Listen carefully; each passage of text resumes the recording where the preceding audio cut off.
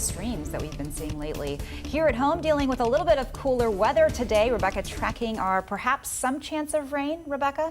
We'll get a little bit of drizzle. And you know, at really. this point, I think we will take whatever the size the raindrop is. We're going to welcome it. I know a lot of us have just gotten so much heat so fast this year.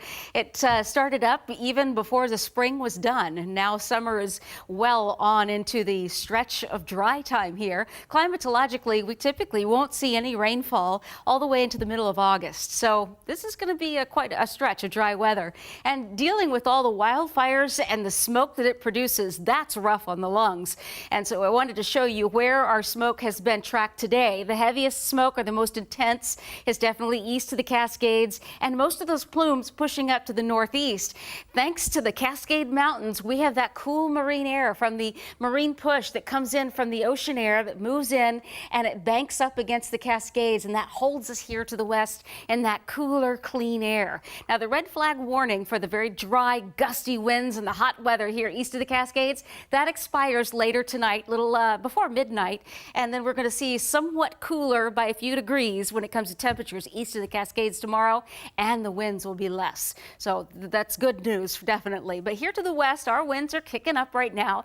We have those onshore winds pushing the cloud cover kind of out of the way and bringing in some cool air, just giving us a fresh layer of cool air. And we got a lot of sunshine out of this for Hansville. We even cleared out to sunny skies for Olympia today, our school net station showing that, and even Everett at Payne Field. Save for a few mid-level clouds, we've got blue skies for Everett, and we're breaking out to that sun for downtown Seattle too at the King 5 rooftop, 67 degrees, and our wind out of the south, 8 miles an hour. So temperatures as a whole in the 60s. We stayed well below normal. We should be about 78 degrees for a high temperature, and we're about 10 degrees below that. So cooler here to the west, definitely very, very warm off to the east, still in the 90s. So high temperatures here for the west side of the Cascades. We'll have our coolest day tomorrow, and then we're going to work our way right back to normal, if not a little bit above by the time we hit Monday, and possibly Tuesday as well. Future radar and clouds shows the cloud cover coming back in tonight. Also indications of that little bit of drizzle around the foothills of the Cascades that may stretch up into parts around the coast, around the north interior for Whatcom and Skagit counties. The coastline definitely getting a little bit of that drizzle through the morning and into the early afternoon too. We're not going to break out of the clouds very much at all tomorrow. We might get some late day sun breaks, but that's about it. So it's going to be a cool, cloudy day with spotty areas of drizzle. Tonight, mostly cloudy. Your temperatures mainly in the 50s, and your sunrise coming at 5:28 in the morning. Boy, that's getting later.